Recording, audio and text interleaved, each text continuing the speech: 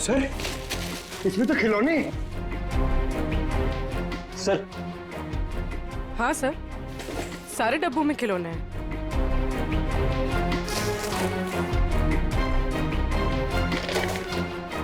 ये क्या चक्कर है? ये दोनों खिलौने एक जैसे हैं, पर ये हल्का है और ये भारी है।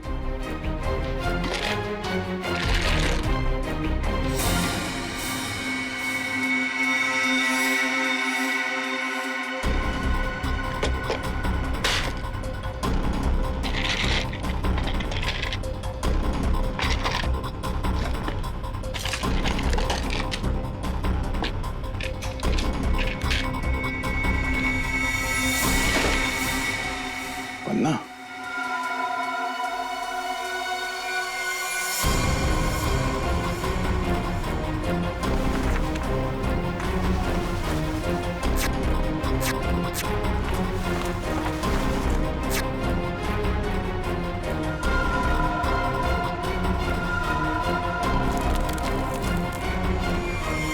तो ये देखिए, बाकी खिलौने में भी ऐसी कीमती पत्थर है।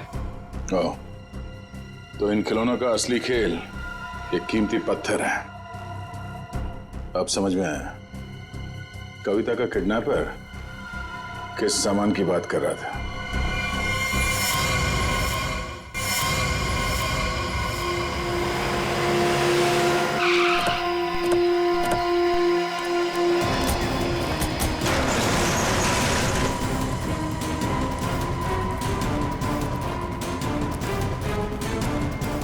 सर, कविता, कविता, कविता उठो। कविता? कविता,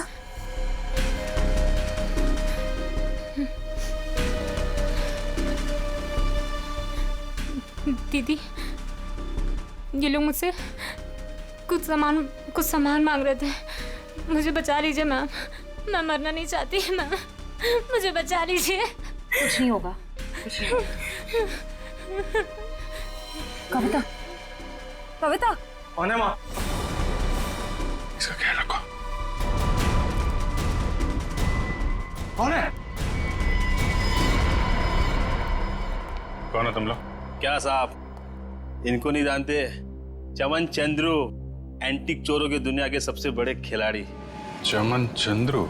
सर, इसका नाम तो अनामिका के बिजनेस पार्टनर्स की लिस्ट में भी था, जो शम्स ताहिर ने हमें दी थी।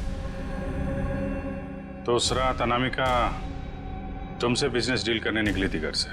मेरा टाइम, मेरा वक्त बर्बाद मत करो। पैकेट निकालो, उस लड़के को लेकर के जाओ। पैकेट तो नहीं है हमारे पास। तुम लोग ऐसे नहीं मानोगे। पैकेट दो मेरा। इधर उधर क्या देख रहे हो? मेरा पैकेट दो।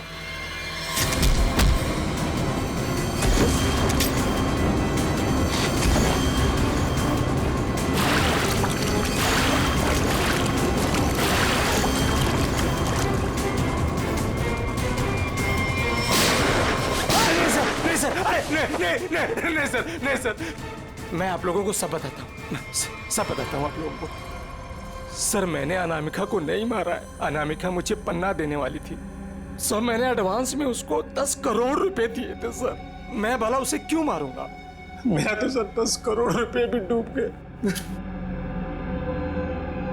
तो तुमने उसे उस थिएटर में नहीं बुलाया तबले देखने? सर, मैं भला क्यों अपना अचानक प्लान चेंज करूंगा? पता नहीं वो अचानक कैसे रंगमंच पर आगे अपनी मौत को दावत देने के लिए। सर, मैं तो बर्बाद हो गया। लूट गया सर, मेरे 10 करोड़ चले गए। दया, लगता है कोई तो है जो इस चमन से एमरल्ड हड़पना चाहता है। सर, अनामिका के कोई करीबी हो सकता है जिसे इस डील के बारे में मालूमात थी। पिया, शशांक या मितू, नौकरानी मितू। सर, सिर्फ ये मितू के फोन की लोकेशन पता चल जाए। Hello, thank you. Sir, mobile company वालों का फोन था। उन्होंने हमें मितू के मोबाइल की लोकेशन भेज दी। अरे चलो देखते हैं।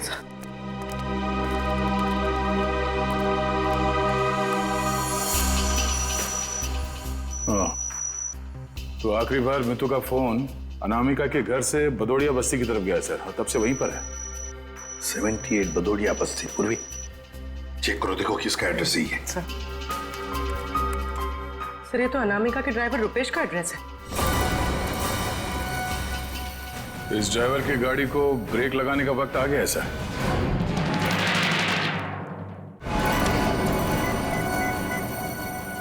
हाय हेलो छोड़ो, ध्यान से मेरी बात सुनो।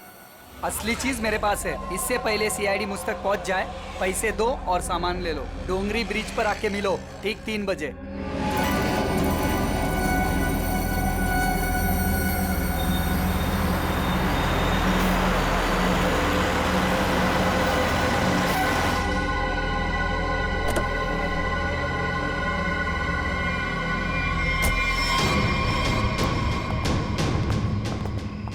मुझे तो लगा तुम लोग नहीं आने वाले। अनामिका के सामने तो तेरी चूं तक नहीं निकलती थी।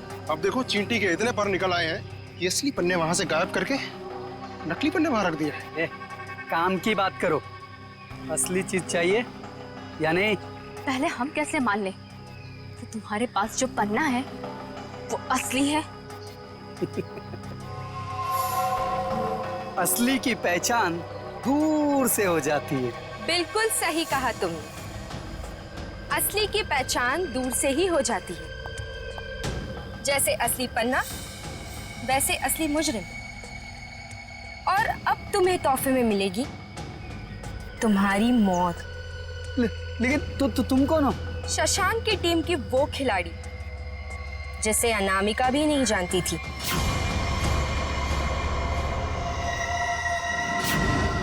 अब बता, क्या है तेरी आखिरी इच्छा? अपनी आखिरी इच्छा की फिक्र करो, क्योंकि खेल तो खत्म हो चुका है तुम्हारा।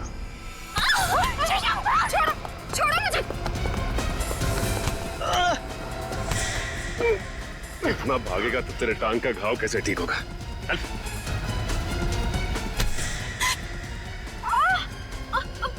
छोड़ो मुझे। कैसे छोड़ूं? अभी तो सिर्फ पर्दा उठा है, पूरा का पूरा नाटक देखना तो अभी बाकी है।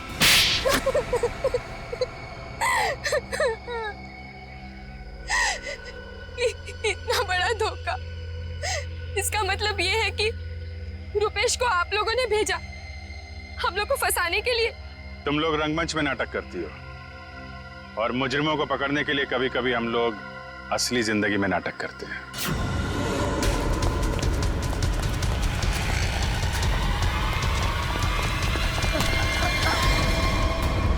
कहाँ भाग रहा है? कहाँ भाग रहा है? मीतू कहाँ है? सब मीतू तो मर चुकी है। अनामिका मेम साहब ने उसे मार दिया था साहब, और मैंने तो बस उसकी लाश दफना दी थी। और लालच में आकर तुमने मीतू का फोन अपने पास रख लिया, क्यों? जी मेम साहब, इसके अलावा मैंने कुछ नहीं किया था। मुझे छोड़ दो। पहले ये बता, जो लोग इस जुर्म में शामिल है सबको जानता है? जी। उनको फोन कर, उनको बोल असली पन्ना तेरे पास है, और अनामिका के बैग में जो पन्ना है वो नकली है, समझा? इसका मतलब रुपेश के पास भी असली पन्ना नहीं था। हम लोग तो बेवजह बेवकूफ बनकर। लालच चीज ही ऐसी होती है, अच्छे खासे अकलमंदों के दिमाग पे पर्दा पड़ जाता है, फिर तुम लोग तो मुजरिम ठहरे। नहीं, मुजरिम मैं नहीं, ये दीना है। मेरी गर्लफ्रेंड को क्यों दोष देती हो? सारा का सारा प्लान इसी का था। तुम भी तो अपनी मर्जी से ही इस प्लान का हिस्सा बनी थी ना? हाँ सर, पूरा प्लान मेरा था, क्योंकि मैं अनामिका को नहीं देख सकती थी शशांक की मेहनत का मुनाफा लेते हुए। सारी मेहनत ये दोनों करते थे और सारा फायदा उस अनामिका को होता था। इसलिए अनामिका को मारने का प्लान तुमने बनाया। हाँ सर, और मैंने खुद ही अपने जूस में एक नशीला केमिकल मिलाया और गोली चलाने का ढोंग किया, ताकि आप लोगों को मुझ पे शक ना हो सके। प्लान बहुत अच्छा था, लेकिन फेल हो गया। नहीं होता फेल। अगर कविता किडनैप नहीं होती तो। ये बताओ कि मीर को क्यों मारा? मीर भी हमारे ही प्लान में शामिल था, लेकिन फिर उसकी नीयत खराब हो गई और हिस्सा मांगने लगा। मुझे धमकी देने लगा कि वो सीआईडी को आके सब कुछ बता देगा। इसलिए सर, उसे भी ऊपर पहुंचाना पड़ा। लोगों को ऊपर पहुंचाने की बात तो ऐसे कर रही हो जैसे बच्चों का खेल हो। इंसानी जिंदगी की कीमत का एहसास अभी नहीं है तुम्हें, लेकिन जैसे जैसे फांसी का दिन नजदीक आएगा ना, पता चलेगा जीवन कितना कीमती होता है।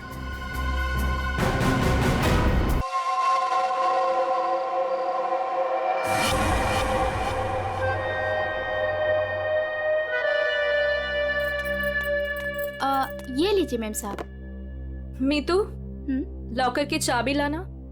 जाने से पहले मुझे कुछ जरूरी चीज निकालनी है।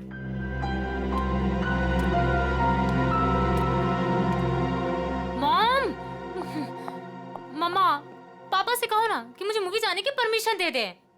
अनामिका, इससे कह दो कि बेकार की जिद ना करे। अभी इसकी उम्र नहीं हुई कि अकेले जाकर पिक्चर देखे। पापा, मैं 18 कंप्लीट कर चुकी हूँ और मुझे पता है कि क्या अच्छा है क्या बुरा है। ठीक ही तो कह रही है मेरी बेटी। नीलेश, मेरी बेटी की जिंदगी में दखल अंदाजी मत करो। दवाई खाओ और अंदर जाके सो जाओ। थैंक यू मम्मा। माना कि इस घर में पैसा कमाकर तुम लाती हो, लेकिन कविता की परवरिश में मेरा भी बराबर का अधिकार है। ये ली अभी। मॉम, मुझे लेट हो रहा है, मैं जाऊं? ओके बेटा, enjoy. Thank you mom, bye. Bye पापा। ये कोई तरीका नहीं है बच्चों की परवरिश करने का। इस तरह से तो बच्ची बिगड़ जाएगी। मेरी बेटी की परवरिश कैसे करते हैं ये मुझे तुमसे सीखने की जरूरत नहीं है नीलेश।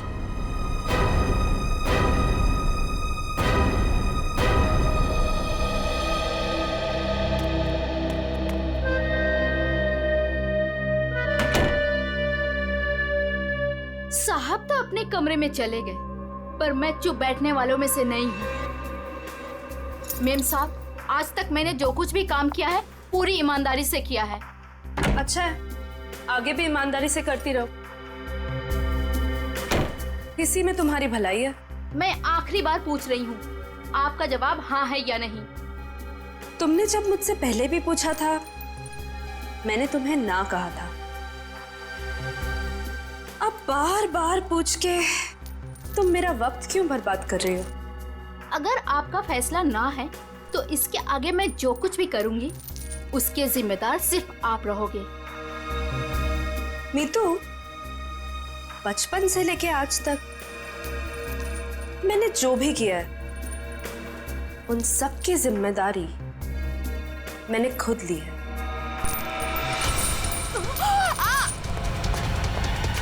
मेम साहब, वो लोग आ गए? जी, नीचे गाड़ी में आपका इंतजार कर रहे हैं। अच्छा, अंदर आओ। ये क्या हो गया मेम साहब? कविता फिल्म देखने गई है और नीलेश अपने कमरे में आराम कर रहे हैं। मेरे वापस आने से पहले इस लाश को ठिकाने लगा देना, समझ गए ना? जी मेम साहब।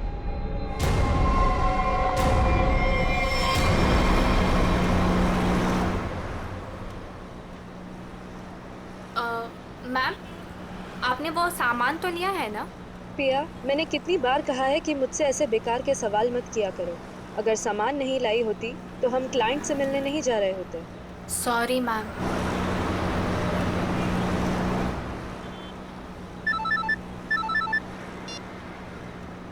हेलो, क्या? पर क्यों? ओके ओके, ठीक है ठीक है। क्या हुआ? मैम, वो क्लाइंट के पीए का फोन था। कह रहा था कि प्लान में थोड़ा बदलाव है। कैसा बदलाव? अब हम पार्टी में नहीं जा रहे। 5 बजे सिग्नल के पास हमें एक आदमी मिलेगा और अब वही बताएगा कि वहाँ से हमें जाना कहाँ है। और साथ में उसने ये भी बोला है कि गाड़ी के अंदर की लाइट्स को ऑन रखना ताकि वो हमें आसानी से पहचान सके। बहुत अजीब बात है यार, आखिरी मिनट पे ऐसा बदलाव क्यों? कहीं ये बदलाव क्लाइंट की कोई साजिश तो नहीं? मैम, 5 बजे सिग्नल तो आ गया है।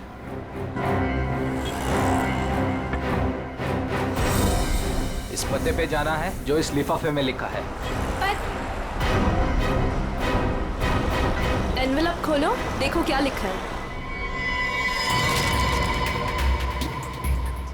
मैम इसमें तो टाइगर क्लब में होने वाली प्ले जिसका नाम बीवी का बदला है, उसी के 3 पासेस दिए हैं उसने। Tiger club? पर हम प्ले के दौरान डीलिंग कैसे करेंगे? ये तो वहीं जाके पता चलेगा।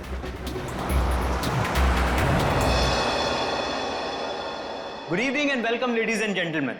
आप सभी के सब्र का और इम्तिहान ना लेते हुए मैं अनाउंस करना चाहूंगा हमारे प्ले की शुरुआत।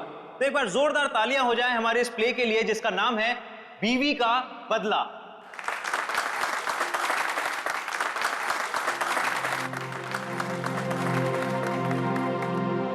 मैं उसे डॉक्टर के पास ले जाने के बहाने घर से बाहर लेकर आऊंगा। तुम्हें मौका मिलते ही मालूम है ना क्या करना है। अरे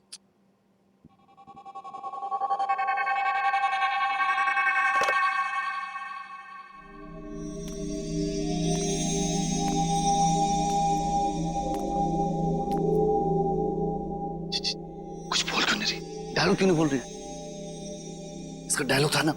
दीना, ओ दीना, डायलॉग बोल। डायलॉग बोल। दीना, दीना डायलॉग बोल। मैं यहाँ क्या कर रही हूँ? और तुम यहाँ अकेले क्यों खड़े हो? क्या कर रही हो तुम? तुम्हें मुझ पर चिल्लाना है? ड्रॉर से गन निकालो और मुझे धमकी दो, क्योंकि मैंने तुम पर हाथ उठाया। तुमने मुझ पर हाथ उठाया? हाँ? मुझे नहीं पता। अब मैं तुम्हें दिखाती हूँ। कहाँ है ड्रॉर?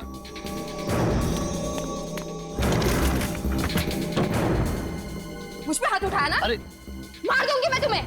कर क्या रही हो तुम? मार दूंगी। सत्यानाश, ये लड़की कर क्या रही है? अरे ये असली बंदूक है। अरे रोको इसे, कोई पागल हो क्या? अरे लग जाएगी, रुको रुको। नहीं, अरे इसे रोको। मुझ पे हाथ उठाते हो? अरे रोको इसे। और अभी हाथ उठाते हो तुम? मार दूंगी मैं तुम्हें। रोको इसे, कोई मार दूंगी। रोक।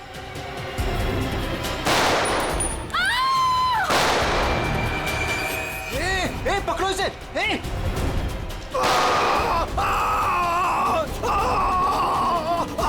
रोको इसे कोई। अरे कोई पकड़ो इसे। अरे पागल हो तुम? मैम,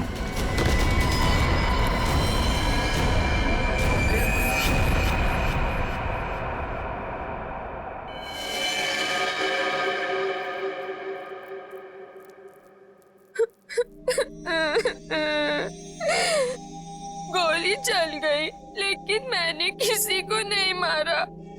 मुझे नहीं पता ये सब कैसे हो गया।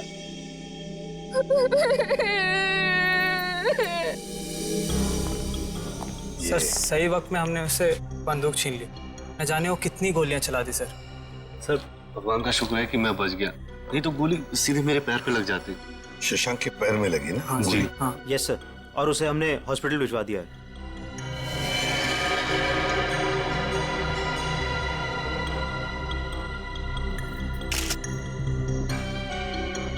कमाल का निशाना है। गोली लगती मौत हो गई, और गोली अभी अंदर ही है। तुम लोग मुझे तंग मत करो, मैंने कुछ नहीं किया। तुम सब लोग बहुत गंदे हो, सब के सब झूठे हो। मैं कह रही हूँ ना कि मैंने किसी को नहीं मारा, मैंने गोली नहीं चलाई। मैं तो सिर्फ मीर की पत्नी बनी थी ना, और प्ले कर रही थी। मैंने किसी को नहीं मारा। पता नहीं असली गोली कैसे चली। मुझे कुछ नहीं पता मुझे। बस इसकी आंखों की पुतली को देख करके लगता है इसे किसी ने नशीली चीज दे दी है, उसी की वजह से ऐसा बर्ताव कर रही है। अगर ये बात है तो फिर जरूर ये किसी अंदर वाले का ही काम है। बताओ क्या कहना है तुम लोगों को? सर हमने कुछ नहीं किया सर, सच में हमने कुछ नहीं किया। सर मालूम नहीं सर, गन नकली से असली कैसे हो गई? अपने आप तो नहीं हो जाएगी ना नकली से असली, किसी ने तो किया होगा। सर हमें नहीं पता। एक मिनट, कब से ऐसे बर्ताव कर रही है ये? सर जब से स्टेज पे आई है सर, तब से। हाँ सर, वो मेकअप रूम में बिल्कुल ठीक थी सर। क्या मेकअप रूम में बिल्कुल ठीक थी?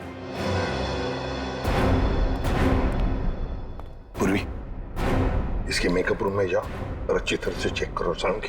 तू भी जाया, देख कुछ मिलता है क्या। ठीक। नशीली चीज होगी तो इन्हीं में से किसी में होगी। ये जूस, सैंडविच, खाने का डब्बा, टिश्यू पेपर। टीना इस कमरे में अकेली थी या कोई और भी था उसके साथ? जी वो अकेली थी।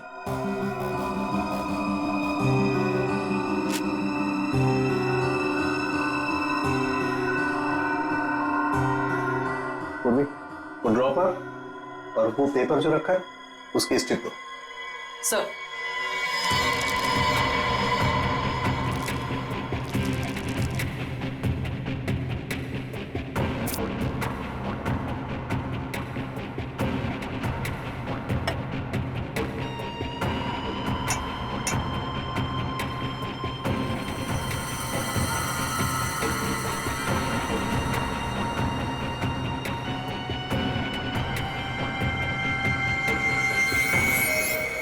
No sir, Anamika madam Tina को नहीं जानती थी। और ये बाकी के लोग उनको जानती थी? हाँ सर, इन सबको वो बहुत अच्छे से जानती थी। आखिर इस क्लब की वो वाइस प्रेसिडेंट जो थी। बॉस, सोर्स का पता चल गया है। नशा मौसमी के जूस में दिया गया था। क्यों? किसने दिया था ये जूस दीना को? सर, दीना हमेशा अपना जूस और टिफिन घर से लेकर आती थी, इसलिए वो बाहर का कुछ भी नहीं खाती थी। मतलब किसी ने चुपके से इसके जूस में नशा मिला दिया और वो गन भी बदल दी। सर ये जरूर किसी बाहर के आदमी का हाथ है, क्योंकि सर अंदर का आदमी ऐसा नहीं कर सकता। बाहर का आदमी इतनी आसानी से मेकअप रूम तक नहीं पहुंच सकता। सिक्योरिटी वाले खड़े हैं, सीसीटीवी कैमरा लगा हुआ है। अभिजीत, ये काम किसी अंदर वाले का ही है। ये नहीं हो सकता सर, ये नहीं हो सकता। अनामिका, तू मुझे छोड़ के नहीं जा सकती। अनामिका, तू मुझे छोड़ के नहीं जा सकती। अब प्लीज संभालिए अपने आप को। शांत हो जाइए, शांत हो जाइए इंग्लिश जी। किसने मारा होगा उससे सर? तहकीकात जारी है, बहुत जल्द खूनी पकड़ा जाएगा। देखिए, वक्त नहीं है आपसे कुछ सवाल करने का, लेकिन क्या करें, मजबूर हैं। आपकी मदद चाहिए हमें। क्या आप बता सकते हैं कौन कौन कर सकता है ये? मेरा मतलब है, क्या आपको किसी पर शक है? मुझे तो ये भी नहीं मालूम सर कि वो कोई प्ले देखने जा रही है सर। उसने तो कहा था कि पिया और शशांक के साथ किसी पार्टी में जा रही है सर। देखिए, शशांक पर हमला हुआ, वो हॉस्पिटल में है और पिया सदमे में। सदमे? नीलेश जी, एक बात बताइए, जब अनामिका घर से निकली थी तभी क्या आपको कुछ परेशान सी लगी, कुछ टेंशन में थी? उनके बर्ताव में कुछ अजीब सा लगा आपको? हाँ? सर वो रोज की तरह बर्ताव कर रही थी। रोज की तरह? अच्छा। एक मिनट सर, मुझे एक इंसान पे शक है सर। कौन? हमारी नौकरानी मीतू। मीतू? अनामिका ने उसे कई बार नौकरी से निकालने की कोशिश की सर, लेकिन किसी न किसी कारण से वो उसे निकाल नहीं सकी। बुलाओ इस मीतू को। कहाँ है वो? सर वो तो नहीं है, मैम साहब गई तो बाहर चली गई वो। क्या? अनामिका के जाने के बाद वो चली गई? तो आप लोगों ने किसी ने पूछा नहीं उसे? सर मुझे तो कुछ भी मालूम नहीं है, अभी रुपेश से पता चला। रुपेश? क्या मैं अपनी बेटी को खबर कर सकता हूँ सर? वो अपने दोस्तों के साथ फिल्म देखने गई है। फोन पर मत बताइए उसे, बच्ची है, घबरा जाएगी। उसे घर पर बुला लो, फिर शांति से बता दो।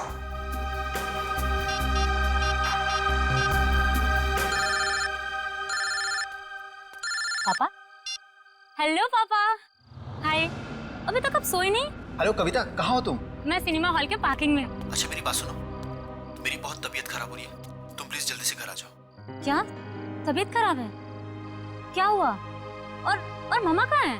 मम्मा अभी तक घर नहीं आई है बेटा, तुम जल्दी से घर आ जाओ, मुझे दवाई भी लेनी है। हाँ पापा, बस 15 मिनट में पहुंची। ठीक है बेटा, लेकिन मेरी बात सुनो कविता, गाड़ी आराम से चलाना बेटा। जी पापा, आप चिंता मत कीजिए। कविता, कविता, क्या हुआ? कविता, तुम ठीक तो हो कविता?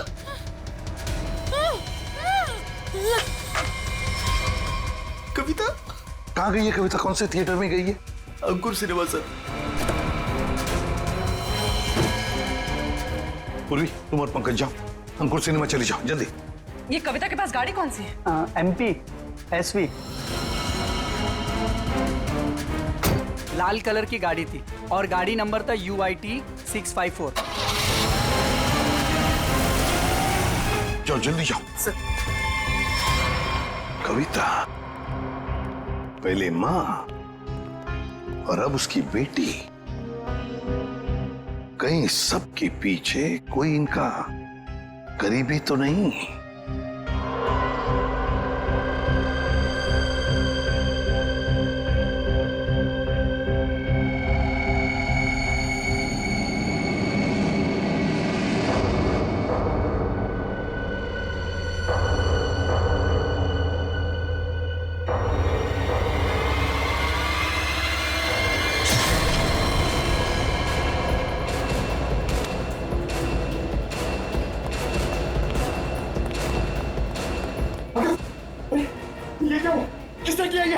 देखिए, मैं शशांक को जब यहाँ चेक करने आया तो नर्स मर चुकी थी और पेशेंट गायब था। कहाँ ढूंढा नहीं उसको? सर ढूंढा, हर जगह चेक किया मैंने। एसपी सर को क्या बोलूंगा? देखो नीलेश, ये जो भी है, अगर वो तुम्हारी बेटी कविता को कुछ नुकसान पहुंचाना चाहता था तो वहीं पे पार्किंग लॉट में कुछ कर देता ना, उसे दूर नहीं ले जाता। इसीलिए कहता हूँ फिक्र मत करो। हाँ? Sir Shashank sir. क्या हुआ शशांक को? और तुम तो पूर्वी के साथ पार्किंग लॉट में गए थे। नहीं सर, हाँ सर, मगर वो हॉस्पिटल से फोन आता सर कि शशांक को कोई ले गया सर। शशांक को कोई ले गया? कैसे? सर वो नर्स पे हमला करके और सर वो फायर एग्जिट से निकल के सर। पहले कविता गायब हुई, फिर शशांक और ये कहीं ये पिया तो हॉस्पिटल पहुंचे नहीं सर, उसको तो रास्ते से किसी ने उठा लिया। एक एक करके अनामिका के नजदीक के लोग गायब होते जा रहे हैं। बड़ा चक्कर है, कुछ बहुत ही बड़ा चक्कर। पर क्या? इसलिए किसी एक आदमी का काम नहीं लगता, उसके साथ पूरी की पूरी गैंग है। शायद किडनैपर का फोन होगा। नीलेश, फोन उठाओ और स्पीकर फोन ऑन करो। Hello hello. बीवी की मौत का गम मना रहे हो नीलेश, या फिर बेटी की मौत की चिंता सता रही है? कौन हो तुम? क्या चाहिए? मेरा कुछ सामान तुम्हारे पास पड़ा है। सामान? कैसा सामान? मेरा सामान लौटा दो और बदले में अपनी बेटी की जिंदगी ले लो। कैसा सामान? ये भी मुझे समझाना पड़ेगा? अरे हाँ, सामान से याद आया, तुम्हारी बेटी का कुछ सामान भेजा है, दरवाजे के बाहर है। और हाँ, फोन टैप करके अपना वक्त बर्बाद मत करना, क्योंकि पीसीओ वाले को मालूम ही नहीं कि उसका फोन इस्तेमाल हो रहा है। Hello hello hello. सर, हाँ, ये बॉक्स रखा था बाहर से। खोलो इसे।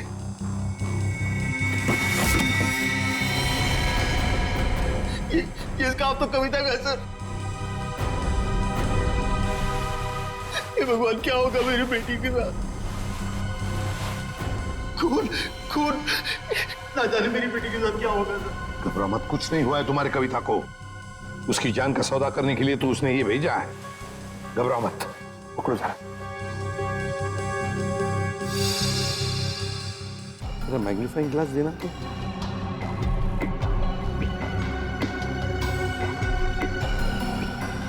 ये देखो, ये रुई जैसे कुछ दिखता है ना? वैसे रुई स्कार्फ दो जरा।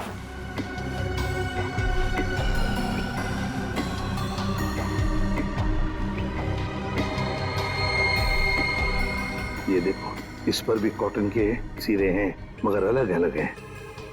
खून सूखा हुआ है ना, इसलिए फंसे नहीं है उसमें। ये देखो, एक मिनट, ये क्या है?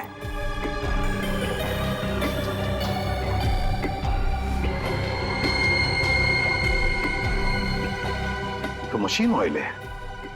मतलब किसी रुई की फैक्ट्री में रखा गया उसे? फ्रेडी, ये तो हम इस वक्त कुछ नहीं कह सकते। वैसे नीलेश, एक बात बताओ, ये औरत जिसने अभी फोन किया था, कहीं वो मीतू तो नहीं? मीतू की आवाज नहीं थी सर, और किसकी आवाज थी मुझे नहीं मालूम सर। अच्छा, किस सामान के बारे में बात कर रही थी? मुझे नहीं मालूम सर किस सामान की बात कर रही थी। आखिर कोई सामान मेरी बेटी की जान से कीमती थोड़ी ना। नहीं, कुछ तो होगा ना। एक बात बताओ, ये अनामिका जब घर से गई बाहर, तब उसके हाथ में कुछ सामान था? मुझे नहीं मालूम सर, मैं तो अपने कमरे में सोने चला गया था। मेम साहब तो खाली हाथ निकली थी, उनके पास उनका हैंडबैग के अलावा कुछ नहीं था साहब। हैंडबैग था? कैसा हैंडबैग? नीले रंग का हैंडबैग था सर। नीले रंग का हैंडबैग? मगर ऐसा हैंडबैग तो हमें उस ऑडिटोरियम में मिला तो नहीं। और सर, अनामिका की गाड़ी में भी ऐसा कोई हैंडबैग नहीं मिला। सचिन, जरूर वो हैंडबैग गायब किया गया है। जरूर उस हैंडबैग में कोई राज छुपा है। सर, इस केस में कुल मिलाकर 4 गोलियां हैं जिसके नतीजे पे हमें पहुंचना है। एक वो जो अनामिका के गले पे लगी, दूसरी वो जो शशांक के पैर पे लगी, और तीसरी और चौथी गोली वो जो हमें थिएटर में से मिली। बिल्कुल दया, बैलिस्टिक फिंगरप्रिंटिंग की तकनीक के जरिए नतीजे पर पहुंचना ज्यादा मुश्किल नहीं है। सो बैलिस्टिक फिंगरप्रिंटिंग, ये किस किस्म की तकनीक है? पूरे गन से चली हुई हर गोली पर वो गन जिससे वो गोली चली है अपना एक खास निशान छोड़ देती है। हाँ सर। तो हम इस विज्ञान के जरिए उस गोली पर जो निशान है उसे उस गन से मैच करके देखते हैं जिस गन से वो गोली चली है। ये गोली उस खास गन से चली है या नहीं चली। तो अब हम ये पता लगाएंगे कि इन सारी गोलियों में से कितनी गोलियां दीना के गन से चली है। यस सर, 3 गोलियों को दीना की गन से मैच करके देखा। एक वो जो शशांक की टांग पर लगी, और 2 वो गोलियां जो थिएटर हॉल में मिली। मतलब अनामिका वाली गोली को मैच करके नहीं देखेंगे दीना के गन से? नहीं। वो क्यों सर? वो इसलिए क्योंकि अनामिका की मौत ये 7.62 mm गोली से हुई है। ये गोली स्नाइपर राइफल से चली, और ये 3 गोलियां साधारण गन से चली। 8 mm की गोली है।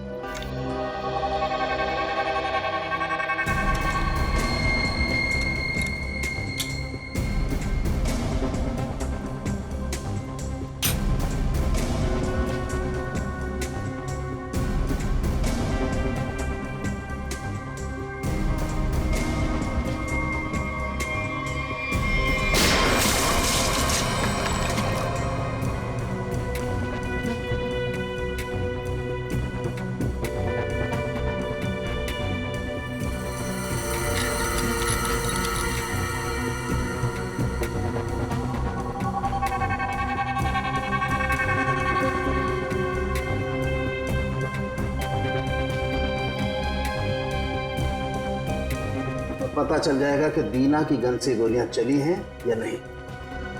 तो मतलब सर, अभी हो जाएगा दूध का दूध और पानी का पानी।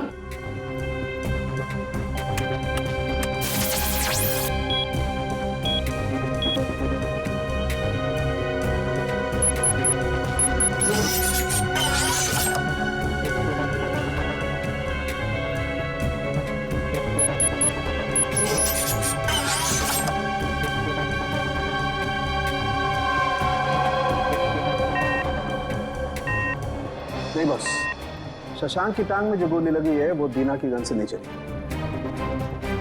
थिएटर हॉल में आपको जो 2 गोलियां मिली है वो दीना की गन से चली। मतलब दया, ऑडिटोरियम में 3 गन्स थी, जिसमें से एक स्नाइपर राइफल जिसकी गोली से अनामिका की मौत हो गई। फिर दीना की गन में से 2 गोलियां चली, और तीसरी गन से जिसमें से वो चौथी गोली चली वो सीधी शशांक के पैर में घुसी। बस, शशांक को जो गोली लगी है वो काफी नजदीक से चलाई गई। सर, ये कैसे पता चला? पूर्वी, जिस तरह से ये पता चला कि अनामिका को जो गोली लगी है वो काफी दूर से और ऊंचाई से लगी। और सर, ये अनामिका की बात आपको कैसे पता चली? मैं बताता हूँ कैसे पता चली। ये घाव देखो, 45 से 60 डिग्री नीचे की तरफ। इसका मतलब खूनी कहीं ऊपर की तरफ खड़ा होगा। और ये देखो, ये शशांक के टांग में जो गोली लगी उसका एक्सरे है। और ये देख रहे हो, ये एक काला काला गहरा सा निशान, इसे कहते हैं ऑपरेशन रिंग। ग्रेट। और ये निशान तब होता है जब गोली एकदम नजदीक से चलाई जाए। मतलब सर, जिस किसी ने भी शशांक पे गोली चलाई वो वहां ऑडियंस के बीच बैठ के पूरा तमाशा देख रहा था। दीना को उसने ड्रग्स दिया और जरूर किसी कॉन्ट्रैक्ट किलर को पैसे दिए होंगे अनामिका को मारने के लिए। लगता तो ऐसे ही है। और एक बात, इस अनामिका का सामान जिसके पीछे एक किडनैपर पड़ा है, लगता है इस सामान का जरूर इसके पुराने बिजनेस से संबंध है। अनामिका के 2 बिजनेस तो बीच में ठप हो गए थे सर। किस वजह से? सर मुझे तो शर्म आती है कहते हुए, धोखाधड़ी और गैर कानूनी सप्लाईज के कारण। मेरी बीवी को दूध की धुली नहीं थी साहब। कब की बात है ये? 2009। कहां पर? दिल्ली में। पता लगाना पड़ेगा। पूर्वी काम करो, इस अनामिका के पुराने बिजनेस के बारे में पूरे के पूरे डिटेल्स निकालो। और फ्रेडी, इस मितू, पिया और कविता, इन तीनों के फोन ट्रेस करो, देखो कहां पर है। और सड़ंखे, साथ चल तो हमारे इस ऑडिटोरियम में जाकर पूरा का पूरा सीन रिक्रिएट करते हैं। सब बंद दरवाजे खुले जाएंगे।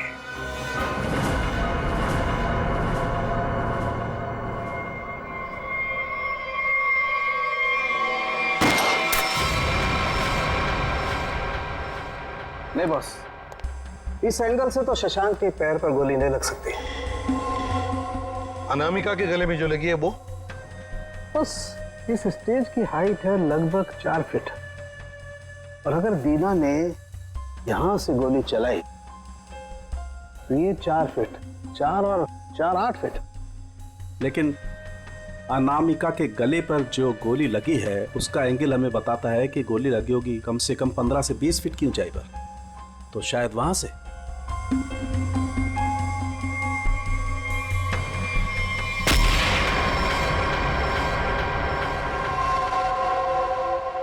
मतलब सर, जिस वक्त मेरे गन से गोली चली उसी वक्त किसी और ने भी गोली चलाई शशांक और अनामिका पे।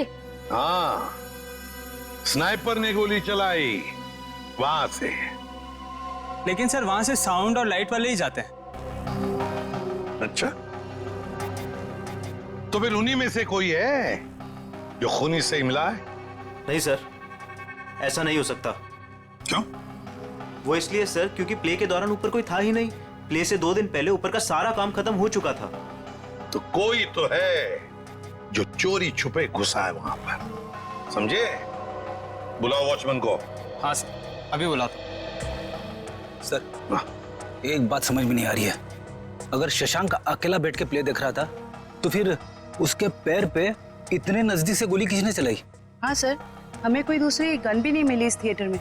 सर कहीं शशांक ने खुद ही अपने पैर पे तो गोली नहीं मार ली? जरा धीरज रखो तुम लोग, धीरज रखो, सब पता चल जाएगा। सर ये मुन्ना हमारा वॉचमैन। हाँ मुन्ना, बात बताओ, नाटक के दौरान या फिर ठीक उससे पहले यहाँ पर स्टेज पर कोई आया था, ऊपर चढ़ा था? साहब लाइट और साउंड का काम तो पहले ही खत्म हो जाता है प्ले से पहले। मगर मगर मगर क्या? मीर साहब दिन में आए थे। मीर? नहीं सर। मैंने उनसे पूछा, आप एक्टर हैं, आप ऊपर जाके क्या करेंगे? तो उल्टा मुझे डांटने लगे।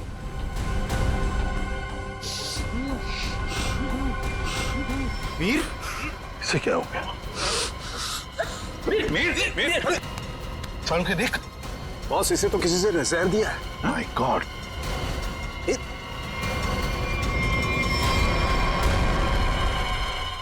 मीर?